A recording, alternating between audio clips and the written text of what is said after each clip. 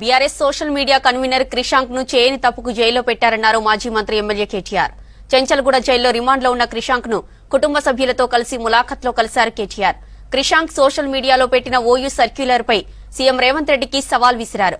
క్రిషాంక్ తప్పు చేశాడని తేలితే తాను జైలుకు పోవడానికి సిద్దమన్నారు. ఇప్పటికైనా ప్రభుత్వం క్షమాపణలు చెప్పి క్రిషాంక్ ను విడుదల చేయాలని డిమాండ్ చేశారు కేటీఆర్.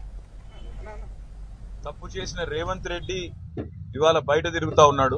ఫోర్జరీ చేసి ఉస్మానియా చీఫ్ వార్డెన్ యొక్క లెటర్ను ఫోర్జరీ చేసిన క్రిమినల్ ఏమో ఈ రాష్ట్రానికి ముఖ్యమంత్రి, కానీ అసలు నోటీస్ని బయట పెట్టిన క్రిషాంక్నేమో ఈరోజు చెంచల్గూడ జైల్లో పెట్టినారు.